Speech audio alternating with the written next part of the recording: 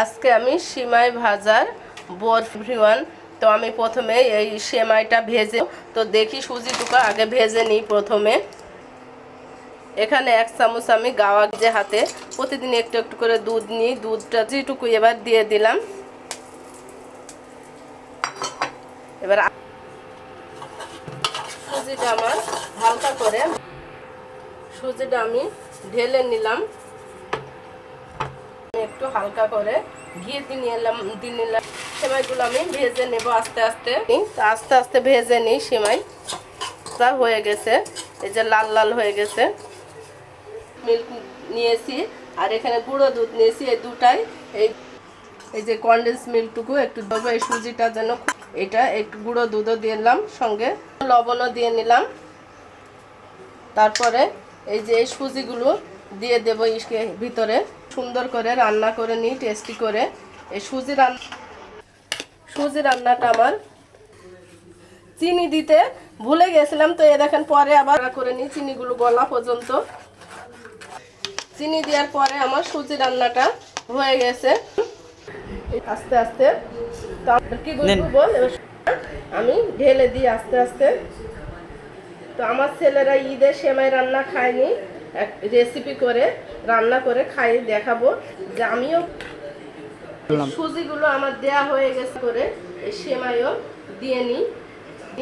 তো আরো সুন্দর টেস্টি হবে বলবেন, আমি ঠিক করে নেব। সঙ্গে এই কিশমিশ কটাও দিয়ে নিই, এটাও দিয়ে দিই।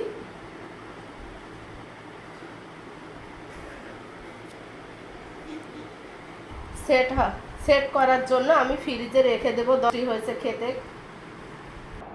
ফ্রিজে রেখে দিলাম এই যে 10 মিনিট।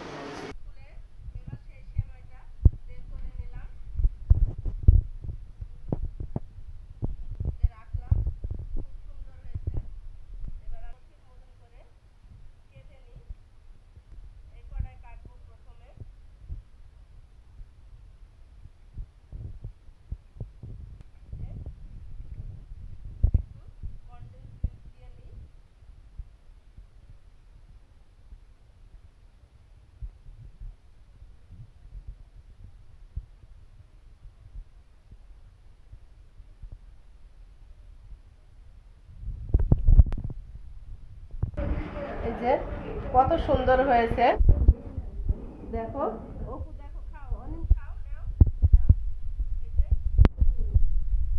নাও অপু, নাও একটু অনেক নাও, নাও খেয়ে দেখো কত ইয়ামি হয়েছে জিনিসটা।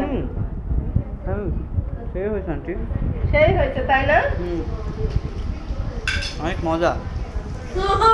আপনারা চাইলে আপনাদের বাচ্চাদের জন্য সেমাই রান্না না খেলে এইভাবে শুকনো করে ভেজে নিয়ে বরফি করে খাওয়াতে পারেন ছেলেপেলেকে। অনেক মুখরুচি হবে, খেতে খুব স্বাদ হবে।